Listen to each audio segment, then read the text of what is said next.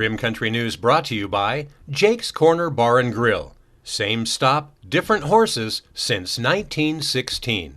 And by Terlucas and Brandt CPA PLLC, with a long history of providing quality CPA services right here in Rim Country.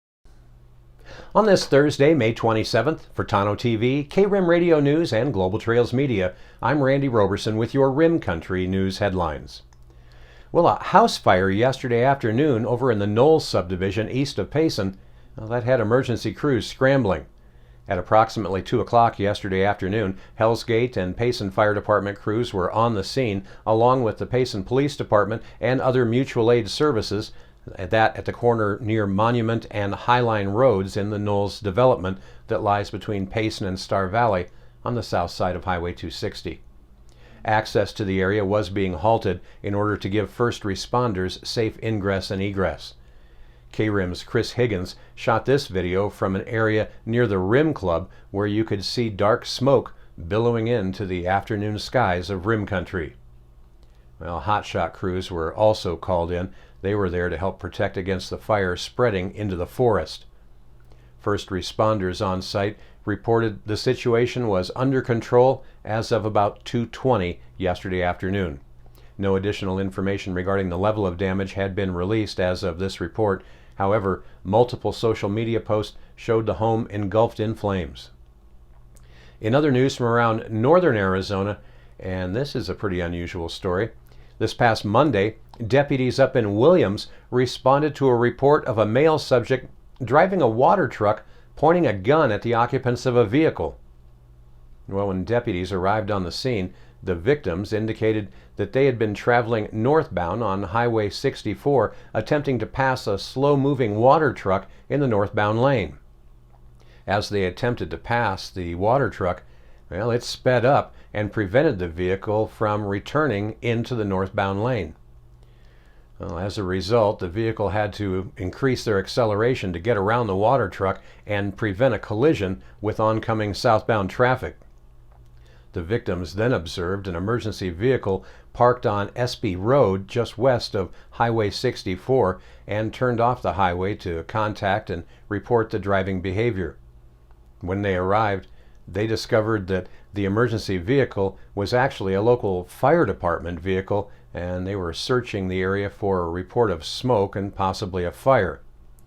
Well, one of the occupants approached the fire vehicle and made contact with the fire chief and asked him to contact the sheriff's office to report the water truck incident. Shortly thereafter, the water truck pulled in behind the victim's vehicle, and the driver began yelling at the victims from the driver's seat. Well, the victims then moved their vehicle and parked across the street from the water truck near the fire department vehicle, and again they witnessed the driver present a handgun then and point it at the occupant who had exited the vehicle and was standing at the passenger side rear of that vehicle.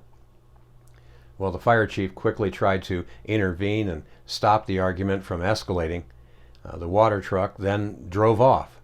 The victim had their 3 young children in the car when the gun was being pointed towards them. The water truck was later located near a residence in an area called Junipine Estates, and the driver was identified as 51-year-old Robert Burgess Jr. of Ash Fork. Burgess admitted to pointing his gun at the vehicle, or at the vehicle's occupant rather. The firearm was later seized as evidence after Burgess turned it over to a friend after the incident. Burgess is now currently being held at the Coconino County Detention Facility on 1 count of aggravated assault with a deadly weapon, also 5 counts of disorderly conduct with a deadly weapon, and 4 counts of endangerment. He's being held on a $10,000 bond. Officials say additional charges and arrests are pending, the case being reviewed by the county attorney's office. And finally, there are 2 great reasons to stop by the Sawmill Theater parking lot this Saturday, May 29th. First of all, it's the opening day of the Payson Farmers Market, which continues Saturdays from 8 until noon weekly now through the end of September. Now, there's another great reason for stopping by this Saturday to the Sawmill Theater parking lot as well, as you'll also have a chance to donate blood at the first of 2 Payson area blood drives.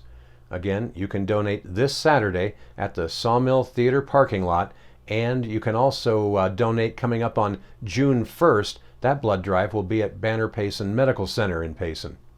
Now, to make a donation at either of these events, you will need to call for an appointment, and that number to call is 877-25-VITAL. Again, that's 877-25-VITAL. They really need your donation.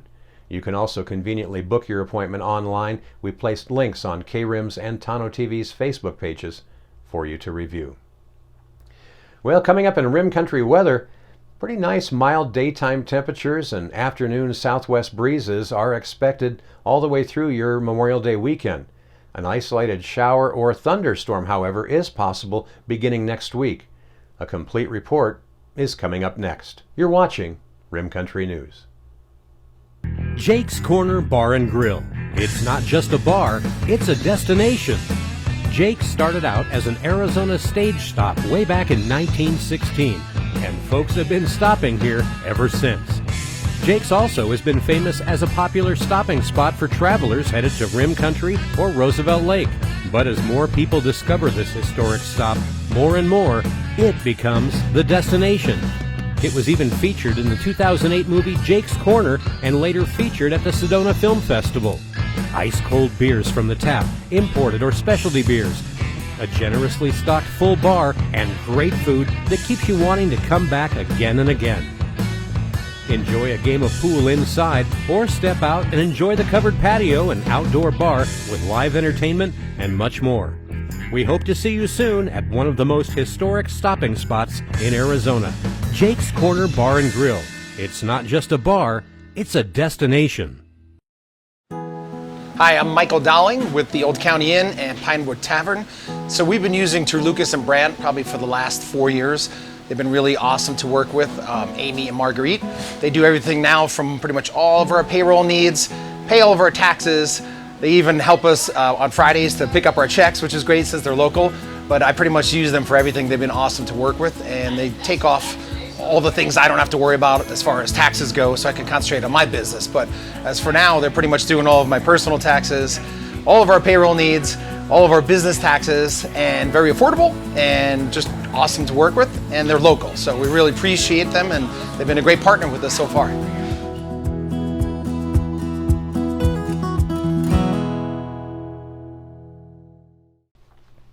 In your Rim Country 7-day weather forecast, infrared satellite imagery is showing decreasing sky cover across the Four Corners region early this morning as mid-level clouds exited the region. Mid-level moisture and daytime heating is going to initiate a period of mostly to partly sunny skies later today, especially for areas along and east-northeast of high terrain. You can expect mild, near normal temperatures and light southwesterly afternoon breezes. And those conditions, again, should stay with us all the way through at least Friday. Some forecast models are showing a shift to more southwesterly flow aloft by Saturday due to an area of low pressure off the California coast. Gusts of 20 to 30 miles an hour are likely on Saturday and Sunday afternoons. Then, cluster ensemble analysis is showing the area of low pressure potentially setting up over far southern Arizona and northwestern Mexico by Monday afternoon or evening. The result could be an increase in surface dew points across much of northern Arizona and enough mid-level moisture for a return of showers or thunderstorms. Mainly, though, that should be in eastern Arizona. Now, it looks like we'll keep those chances of precipitation in the forecast into the middle of next week, especially in the afternoon and early evening periods. Confidence at this point, however, is pretty low to moderate in this setup, as any variation in the center of the low, in that low pressure system, that is, will greatly influence the availability of moisture for potential showers or storms next week. So again, stay tuned each day for more updates as we get a little closer. Meanwhile, highs and lows around Rim Country today, well, they should look like this. Here in Payson today, under beautiful sunny skies as the clouds clear out, we should warm up to a high of 85 degrees with a mild low tonight, dropping down to around 52.